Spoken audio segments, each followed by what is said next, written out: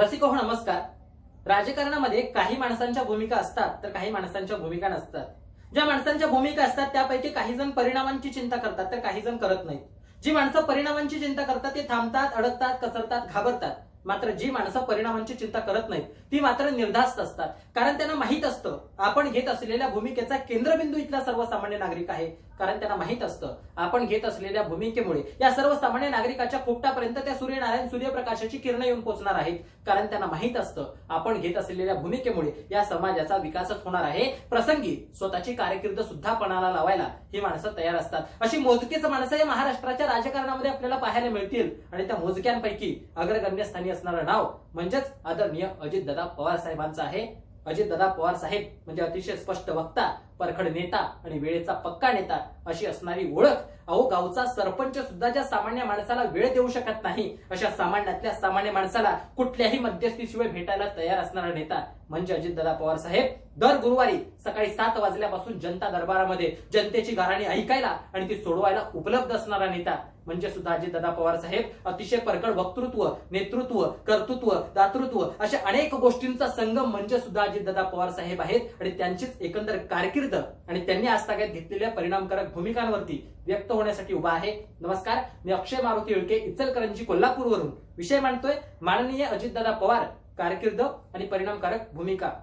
मित्रांनो, असं म्हटलं जातं की एखाद्या महाकाय वृक्षाच्या छायेखाली इतर वृक्षांची वाढ होऊ शकत नाही आणि झालीच तर त्याच्यावरती धाकटी पाती असा शिक्का पडतो. तरीही या परंपरेला छेद देत एखादा वृक्ष फुलतो, बहरतो, मोठा होतो. अगदी त्याच पद्धतीनं आदरणीय शरदचंद्रजी पवार साहेबांच्या गुरुकुलातून बाहेर पडून स्वतःची पायवाट निर्माण करून त्या पायवाट्यावरती धडाडीनं चालत स्वतःचं अढळ असं अस्तित्व निर्माण करणारा नेता म्हणजे सुद्धा अजितदादा पवार साहेब आहेत. जरी घराण्यात राजकारण असलं तरी ज्यानं स्वतःच्या नावापुढे कधीच घराणेशाहीचा शिक्का पडू दिला नाही ना असा नेता म्हणजे अजितदादा आहेत. कारण अजितदादांनी सरळ राजकारणात प्रवेश केलाच नाही. त्यांनी पहिल्यांदा समाजकारण केले, लोकांचे प्रश्न समजले, ते जाणले, ते जाणून घेऊन त्याच्यावरती उत्तरं शोधली आणि ते सोडवण्याचा प्रयत्न पहिल्यांदा अजितदादांनी केला. आजपर्यंत अजितदादांनी अनेक संस्थांचं संचालक पद, अध्यक्षपद सुद्धा भूषवलेलं आहे. रयत शिक्षण संस्था, महानंद सारख्या संस्थांची संचालक पद भूषवली. त्याचबरोबर महाराष्ट्र राज्य kabaddi association, kho kho association, Olympic association अशा सगळ्या संस्थांची अध्यक्षपद सुद्धा अजितदादांनी भूषवली. आणि हे सगळं करत असताना लोकांच्या समस्या सोडवल्या आणि म्हणूनच लोकग्रस्तव 1991 साली अजितदादांनी लोकांच्या मागणीनुसार लोकसभेची निवडणूक लढवली आणि लोकांनीच त्यांना लोकसभेवरती निवडून सुद्धा पाठवलं. आणि त्याच्यानंतर अगदी 4च महिन्यात अजितदादांच्या लक्षात आलं की आपण जरी लोकसभेवरती आलो असलो तरी महाराष्ट्रातल्या एका मोठ्या नेत्याला आता देशाच्या राजकारणामध्ये एक मोठं पद मिळणार आहे. त्याच्यासाठी स्वतःच्या पदाचा त्याग केला आणि त्याच जागेवरून आदरणीय शरदचंद्रजी पवार साहेब देशाच्या राजकारणामध्ये लोकसभेवरती निवडून गेले. आणि त्यावेळेला पवार साहेबांना देशाचं संरक्षण खातं मिळालं होतं. म्हणजेच काय तर महाराष्ट्राला देशाचं नेतृत्व करण्याची संधी मिळते. म्हणून स्वतःच्या पदाचा त्याग करणारा नेता सुद्धा अजितदादा पवार साहेब आहेत. त्याच्यानंतर अजितदादांनी ठरवलं मला देशाच्या राजकारणात नाही तर मला माझ्या महाराष्ट्राचा विकास साधायचा आहे. म्हणून महाराष्ट्राच्या राजकारणामध्ये त्यांनी काम केलं. 1995 पासून आता 2019 पर्यंत तब्बल 6 वेळेला विधानसभा निवडणूक लढवली. फक्त लढवली नाही तर जिंकली सुद्धा. आणि आज तागायत एकदाही न हरणारा नेता म्हणून ज्यांच्या नावाची नोंद आहे तो नेता सुद्धा अजितदादा पवार साहेब आहेत. त्याच्यानंतर अजितदादांवरती ज्या ज्या जबाबदाऱ्या पडल्या ते अतिशय लिलया पेलण्याचं काम सुद्धा अजितदादांनी केलं. मग ते कृषी खातं असेल, फल उत्पादन खातं असेल, ऊर्जा खातं असेल,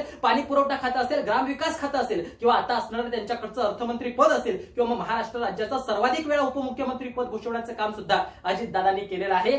अजितदादा कोरोना कालखंडात सुद्धा कुठल्याही पद्धतीनं डगमगले नाही. जगाची अर्थव्यवस्था ढासळली, देशाची ढासळली, राज्याची ढासळली तरी या मुडखळलेल्या अर्थव्यवस्थेचा परिणाम माझ्या राज्यातल्या सर्वसामान्य नागरिकांच्या आरोग्यावरती झालेला मला चालणार नाही ही भूमिका अजितदादांनी घेतली. आणि महाराष्ट्राच्या अर्थसंकल्पामध्ये तब्बल 9,000 कोटी रुपयांची तरतूद या आरोग्य खात्यांसाठी केली. आणि या लढाईला बळ देण्याचं काम अजितदादांनी केलं. सोबतच याच कालखंडामध्ये अनेक विकास कामं सुद्धा केली. मराठा समाजाच्या पुनरुत्थानासाठी युती सरकारनं सारथी नावाच्या संघटनेची स्थापना केली होती. मात्र तिला ना निधी दिला ना तिला अधिकार दिले. मात्र याच सारथी संघटनेला तब्बल 100 कोटींचा निधी मंजूर करून देण्याचं काम हे अजितदादांनी केलं. आणि अधिकारांच्या स्वायत्ततेबाबत धडाकेबाज निर्णय सुद्धा अजितदादांनी घेतले. महाराष्ट्रातल्या महत्त्वाच्या शहरामध्ये वसतिगृहांची स्थापना त्यांनी केली. आणि या सगळ्या गोष्टी करत असताना सामाजिक न्यायाचा तराजू सुद्धा पेलण्याचं त्यांनी काम केलं. आणि इतर समाज बांधवांच्या पुनरुत्थानासाठी असणाऱ्या अनेक संस्था, मग ती बार्टी असेल, महाज्योती असेल, यांना सुद्धा भरीव निधी देण्याचं काम हे अजितदादांनी केलं. केलं. याच कोरोना काळामध्ये शेतकऱ्यांना तब्बल 3 लाखांचं पीक कर्ज आणि कर्जमाफी देण्याचं काम केलं आणि पोलीस बांधवांच्या कुटुंबियांसाठी तब्बल 50 लाख रुपयांचा सानुग्रह अनुदान सुद्धा मंजूर करून देण्याचं काम हे अजितदादांनी केलेलं आहे. ही सगळी विकास कामं सुद्धा या कोरोना कालखंडात करण्याचं काम अजितदादा करताना आम्हाला दिसायला लागतात. या सगळ्याच भूमिका अत्यंत परिणामकारक आहेत. अजितदादा ज्यावेळेला विधानसभेत बोलत असतात त्यावेळेला अतिशय परखड आणि मुद्देसूद बोलत असतात. त्यांच्या प्रत्येक मुद्द्याला वैचारिकतेची एक आयाम असते आणि विरोधकांची टीका सुद्धा अतिशय मुद्देसूदपणे खोडून काढण्याचं काम अजितदादा करत असतात. ज्यावेळेला कोपर्डीचं प्रकरण झालं त्या पीडितेला न्याय मिळाला पाहिजे याच्यासाठी विरोधकांना धारेवरती धरण्याचं काम अजितदादा करतात आणि त्यावेळेला म्हणतात ही मोगलाई या महाराष्ट्रात सहन केली जाणार नाही असा स्पष्ट वक्ता सुद्धा अजितदादा पवार साहेब आहेत. आणि ज्या वेळेला आपल्याच पक्षातील एक युवती अर्थात सक्षणा सलगर देशाच्या पंतप्रधानांना असंविधानिक भाषेत व्यासपीठावरून बोलते त्यावेळेला त्याच व्यासपीठावरती बोलताना अजितदादा तिला सुनावतात आणि तिची कान उघडणी करतात आणि सांगतात की जरी ते विरोधक असले जरी ते देशाचे आपले शत्रू असले असे तुम्हाला वाटत असले तरी सुद्धा आज ते सगळ्यात महत्वाचं म्हणजे देशाचे पंतप्रधान आहेत आणि सगळ्यात महत्वाचं म्हणजे तुमच्यापेक्षा कितीतरी वयानं मोठे आहेत याची तुम्ही जाण ठेवली पाहिजे आणि बोललं पाहिजे. अर्थात काय तर राजकारण राजकारणाच्या जागी आणि दुसऱ्या बाजूला आम्हाला आमची नीतिमूल्य सुद्धा जपता आली पाहिजे हे शिकवणारा नेता सुद्धा अजितदादा पवार साहेब आहेत. अजितदादा ज्यावेळेला विरोधी पक्षात होते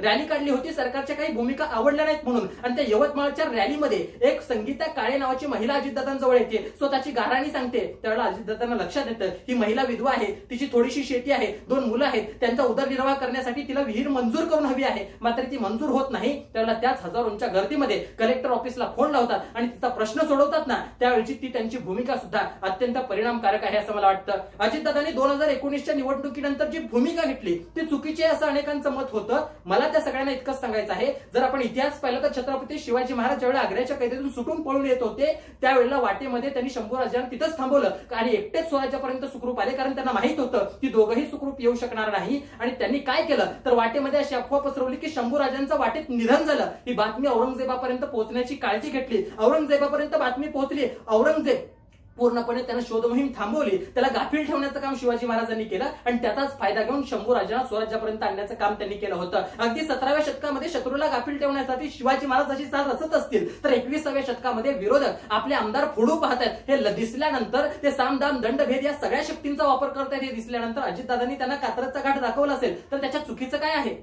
त्याचबरोबर अजितदादा वेळोवेळी आपल्या भूमिका बदलतात असंही काही जण म्हणतात. त्यांना मला इतकंच सांगायचं आहे महात्मा गांधीजी असं म्हणाले होते की माझी भूतकाळामध्ये एखादी भूमिका असेल ती वर्तमानात असेलच असं नाही आणि आत्ताची भूमिका भविष्यात असेल किंवा नसेल याच्या संदर्भात मी आता माझं मत व्यक्त करू शकत नाही. अर्थात काय ते वेळोवेळी वेळेच्या मागणीनुसार आम्हाला आमच्या भूमिका बदलता आल्या पाहिजेत हे महापुरुषांनी सुद्धा सांगितलेलं आहे. मग अजितदादा बदलत असतील तर त्याच्यामध्ये काहीही चुकीचं नाही. अजितदादांच्या सगळ्या भूमिका आणि अजितदादा विरोधकांना बाणीदार शब्दात नेमकं काय सांगत असतील हे आशुतोष राणा शब्दात शेवटी इतकंच सांगेन की दरिया अब तेरी खैर नहीं बूंदों ने बगावत कर ली है नादान समझ बुज़दिल इनको लहरों ने बगावत कर ली है हम परवाने हैं मौत समा मरने का किसको खौफ यहाँ ये तलवार तुझे झुकना होगा गर्दन ने बगावत कर ली है ये तलवार तुझे झुकना होगा गर्दन ने बगावत कर ली है. मनपूर्वक धन्यवाद.